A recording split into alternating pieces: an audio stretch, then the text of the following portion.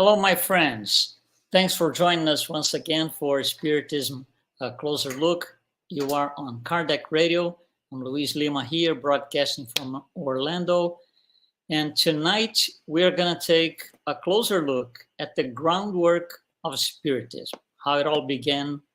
And in order to help me with this, I'm going to call a very good friend from Miami, Florida. Here she is, Angie Stewart. How are you, Angie? Very good. Better now, Luis, that we are here talking about Spiritism. Yeah, thanks for accepting the invitation.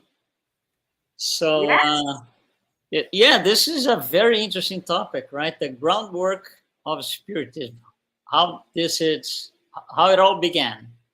So, Yes. So important. And I'm super excited to talk about it because as our focus is to talk about Spiritism in English, it is important to give like a background, a historical background, so the English speakers that come to understand and they get like curious and they want to know more, they will understand that's not me talking about, you talking about, but that's something that's old already, not super old, but it's from the 1800s, and we should understand how it all started. yeah, I think the English audience, especially here in America, America has a very interesting role in this whole story. So let's bring it up and, let them know. Yes. Thank you so much for the opportunity. So you know a lot about the topic, so we can share a little bit of our own knowledge. So this topic, we spoke about this topic in our center here in Florida, in Miami, Mia Inner Light. So I was talking to some of the members that are Americans and some of the ones that are not Americans, but their main language is English.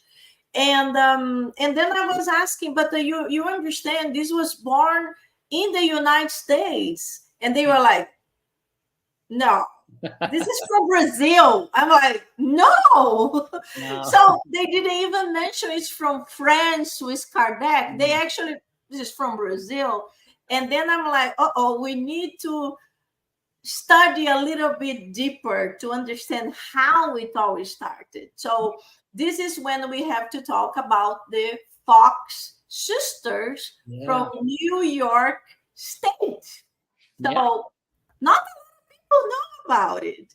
Even some spiritists, the ones that don't study deeply, they go to see lectures, they go to receive some passes, but they don't study deeply. They are not fully aware how it started in the US. So I would like to share with you Yeah, sure. some pictures so we can both talk about, so it can bring the curiosity to our friends who will be watching. So the first page that I would like to share is actually a picture. So let me see if I can just present here and show the first picture. Okay, so you see this picture here. You see these young ladies here. So these are three sisters. They are very famous. If nowadays, especially if you do Google and Fox sisters, we have a lot of information about them. So the first one here, her name is Margaret, and the second one, her name is Catherine, but she's known as Kate. And this is the older sister. She was married at this time, and her name is Mrs. Fish. So these three sisters, there is a lot of history about them because in the 1800s, to be more precise, in the 1848, you see here, in 1848, oh, it's not sharing. Let me share the other page. Hold on one second. I think I can share my full window and I can just go through it. I think it's Okay. better. Okay, so now I can see my full window. So Yeah. here we have this plaque. It's called the Fox Sisters. On this side event of March 31st, 1848, began the sisters Maggie and Kate in the Fox central role in the origin of modern spiritualism. So these are the sisters here. So it's a long story about it, but basically when they were very young, living in a very small home in Hydesville, New York state, they start hearing these knocks, these noises, a lot of disturbance in the little house. And the youngest of the sisters, Kate, she started a game with whatever she thought was making the noises. And she said, one knock for yes, two knocks for no. And for the amazement of the whole family, the parents included, the knocks started answering. Long story goes, and it was a spirit of a peddler. Peddler is like this type of a salesperson from the past that used to sell a bunch of little things and went from home to home selling the items. And the spirit of that was in their house told them he was murdered there. So he was communicating with the girls. So this exploded and the girls became very famous. So this is what we call, they were the first mediums to be cataloged, to be really studied, and they became famous in America. So this was not a fraud. It was real. I read the biography of them, like a very, very, very thick book. Long history. They became, the older sister became their manager. They travel all over the United States.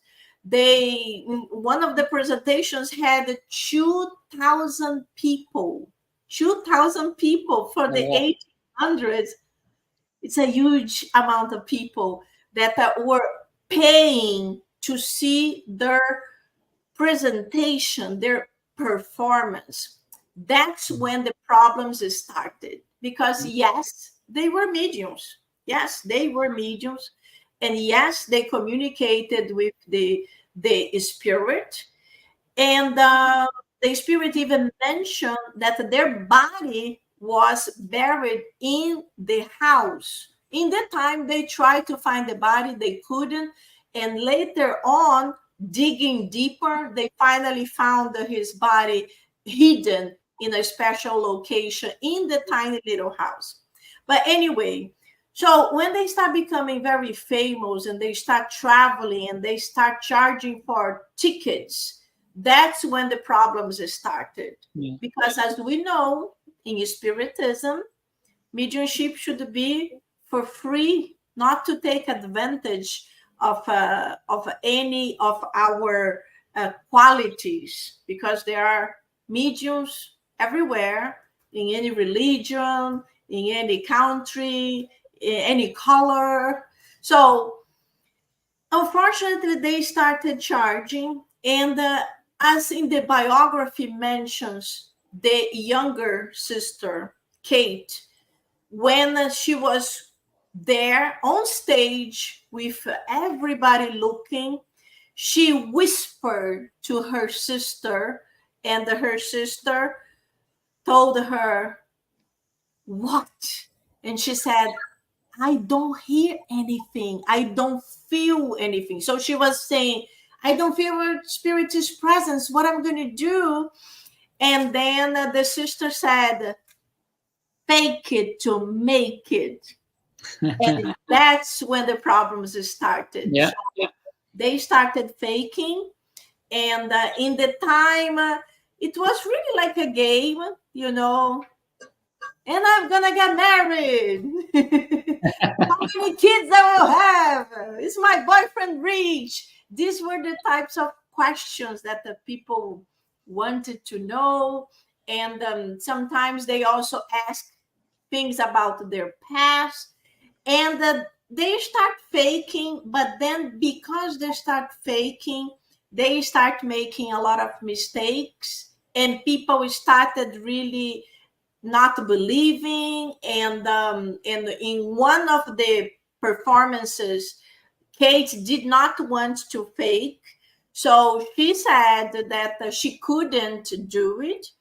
And it was a huge problem because in the time they were already under some financial concerns and constraints, and they had to return the money to the people who paid, and they couldn't return the whole money. So a lot of problems started. And the manager, who was the older sister, she was very tough on both of them. She did not understand about mediumship. She thought that they could always do it as soon as they did that.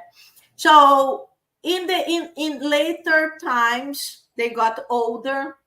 The middle sister, that's this one here, Margaret, she started having problems, financial problems. She started having a lot of financial problems. And then a newspaper from the time offered a lot of money for her to confess, to assume this was all a lie, it was a fraud, and they would pay her a certain amount of money. And she was already, they both had stopped the public presentation. So she was like, I will do it. So she did. She confessed. No, she mentioned it was a fraud, knowing it was not. But she did it for the money, and it was published everywhere, and it was a big repercussion. And that's when everybody started saying it was fake. So you can just imagine the big problem from the past was. Yeah, it took a different route, right? It should have been different. Yes. But that's history. Anyway, later on, she felt really bad. She came back to public and she said, no, it was not a lie. I did it because I needed the money, but too late. Now it was too late to change it. And unfortunately, they all died in poverty and with a lot of problems with alcoholism. But the very interesting thing is that it started in 1848, and more or less at the same time, this mediumship phenomena was also happening in Europe, especially in Paris. So yes, it was born in New York State in America, but at the same time, it traveled to Europe, in France. So this is very, very interesting. So I'm gonna share this website. This is my website, Mia Inner Light, and whoever is more curious and would like to know a little bit about the Fox Sisters, number 2 here, when we talk about the Spiritist philosophy, you can know more about the Fox Sisters. And also number 3 talks about mediumship. So if you are curious, it's a series of 10 minutes. You can go through. There are a lot of different topics. Very, very interesting. Very, very interesting. They are all very short, around 10 minutes, and lots of different items for anyone to go through. So we talked about the Fox Sisters, 1848, and this is the city that was founded because of them. So it's Lilydale. So here you can see Lilydale, world's largest center for the religion of spiritualism. So they call it spiritualism.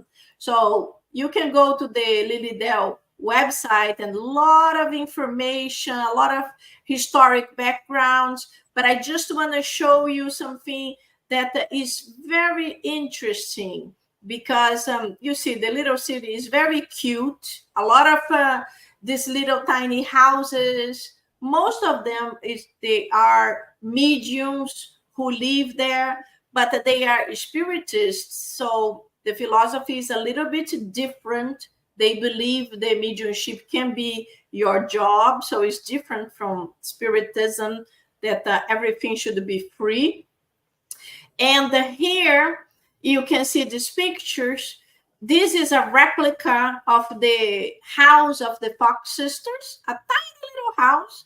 And here, where you see this these excavations, is where the bottom of the house is where they excavated, and when they actually found the body of the spirit that communicated with the sister. So I found it very interesting for all to know a little bit more about Lily Dale and the birth of spiritualism, and later on Spiritism.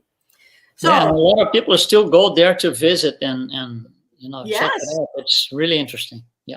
yes, a lot of people go there, and it is, it is interesting, and it is good for Spiritism, because you can start digging in certain things when your mind is a little bit broader, depending on whatever religion you have, or even non-religion, but you start questioning, it's really, is there life after death? Mediumship is really something, it's really true. So it is good, anyway, for the demonstration of the life after death, as we understand. Yeah. So this other website here, I like to show this picture, because this is also from Lily Dale, and this shows how they did the table turning movement, or table tipping. And it was in France. It became extremely popular. So this is how Kardec ended up discovering his interest in this table turning movement. It's important to tell the public that you can watch an amazing movie called Kardec on Netflix. So go to Netflix and you can watch the whole movie about Kardec and the birth of Spiritism. So it is a beautiful, beautiful movie. Please go to take a look. There is a scene that they talk about this movement. So basically, for us to understand, in the 1800s, didn't have TV, didn't have Netflix, we didn't have computers, cell phones. So when you wanted to have fun, you could invite a few friends to come to your home and try to see if the table was going to start moving and giving you answers. Later on, after when some very serious friends of Kardec told him, listen, we don't do it for fun. We are really researching. We believe this is something serious. There is something there. That's when finally Kardec said, okay, let me investigate it. So that's the important portion. Kardec wanted to investigate. He was not these people that believed in everything. So this is also important. But before we jump to Kardec, another curiosity. I am in Florida, I am in Miami, but there is a little tiny city in Central Florida called Casadegua, and they have this spiritualist camp. So the history of this city is a small city. It was created to be the biggest spiritualist town in America. It did not grow too much. It remains very small, but it's very interesting because you can see here, it was established in 1894. Yes, the Fox sisters, the movement started in 1848, so this was a little bit over 50 years. But it's interesting because it traveled.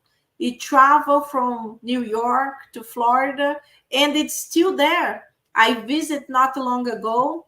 It's a very cute city. This is one of the pictures of the town. So little tiny houses, and the streets, they have the mediumship way, the spiritualist street.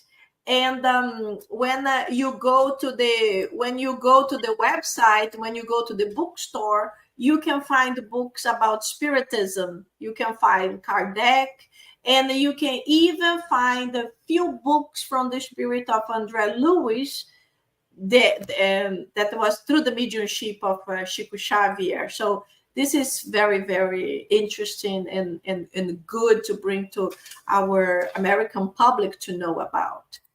So now this is like we are talking about table turning, and this is a very short video. As you can see, it's just 5 minutes, and this shows research from some important researches of the spiritualistic movement from Sweden, from the north of Europe. And here, this picture was taken in the total darkness. As we know, many times to do certain mediumistic phenomena, we need few people, we need the darkness, and we need the ectoplasm. And mainly, we need the medium that can produce this type of phenomena. It's rare. It's not something common.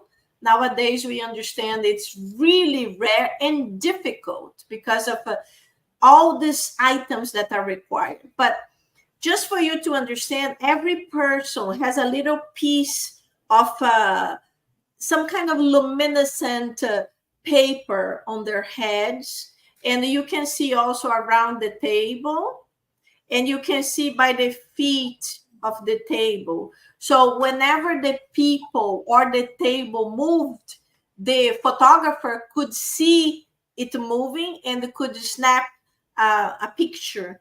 And that's how they took this picture. This was in total darkness. So as we also saw some drawings, even from the medium Douglas home, we can see that the tables could really levitate, and sometimes big and heavy tables.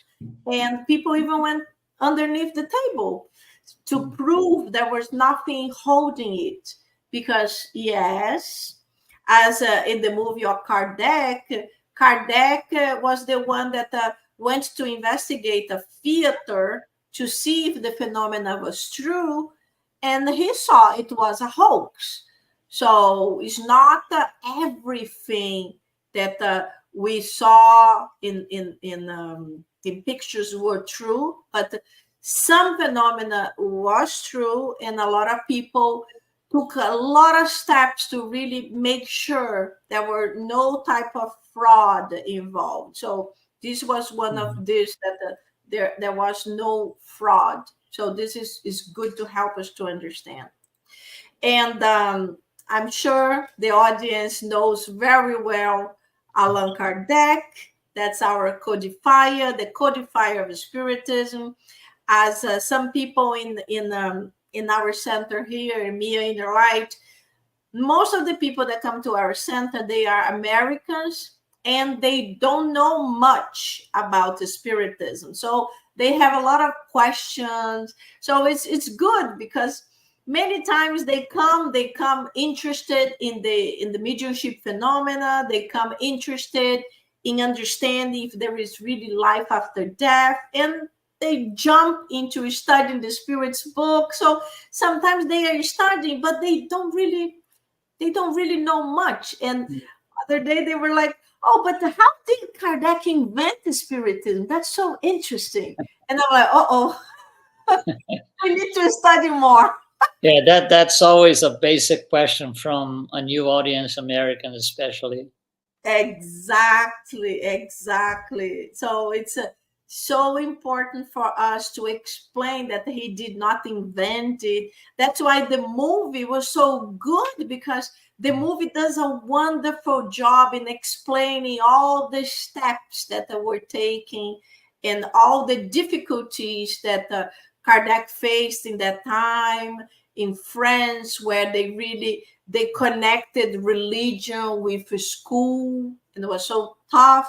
Later on, when the books were sold and sent to Barcelona, and then unfortunately the church again ordered the books to be burned. So a lot of things happened, and but we evolved, and nowadays you see here the Spirit's book. That's it. Here's Kardec, and this is Amazon. So we did such a improvement in America that Luis, I don't know which year you moved to the US, but I moved to the US in 2000.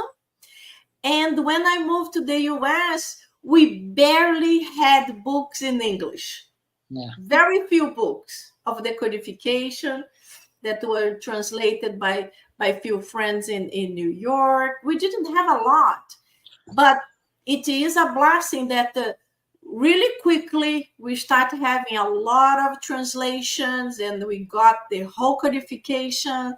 We got a lot of books from many other spirits. We get the whole codification on the whole work of the spirit of André Louis and so many others. So this has been really, so we can say, an evolution to the Spiritism in English. From the time I was here, from 2000, I remember I wanted to talk about, when you just discover something, like me in 2000, I had just discovered Spiritism. I was in love. I was mesmerized. And I got that idea, I need to share with the planet. Yeah, that's true. I think it happens to all of us. Yeah, interestingly, you were saying about the translation of books. And today it's relatively easy because of everything is electronic, including books. So we have e-books and all that kind of thing, PDFs. And so in the past, you don't have that. You have to go to a classic printer and physically, Yes. print the books and, put a cover and have a whole network of, sales teams to be able to make it happen. It was very complicated, very challenging. Today, it's like a snap of fingers. Yeah. So. No, exactly. So when we think in 2000, we are in 2004. So only 24 years ago, it was already a big problem for us to have a Spiritism in English. Now imagine in the time of Kardec, in the 1857 was when the Spirit's book was the first edition. And then they finally get this amount of people in Spain that are interested in getting the books. They do the shipping. The books were expensive and all burned. So I imagine the desperation.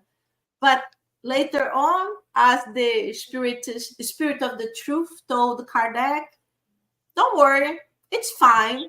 Because now everybody's curious about the forbidden book. So that was very, very interesting. Yeah, and the first books in English, they were translated in England or the UK, and they were not printed here in the first years. So same thing, you had to bring them in. Later on, they were retranslated into American English because of the audience. They wanted to have these in America. So yeah, we go in steps, right? We go in layers until we get to where we got, and we got new books coming out in English every month. Yes, So, no, it is wonderful.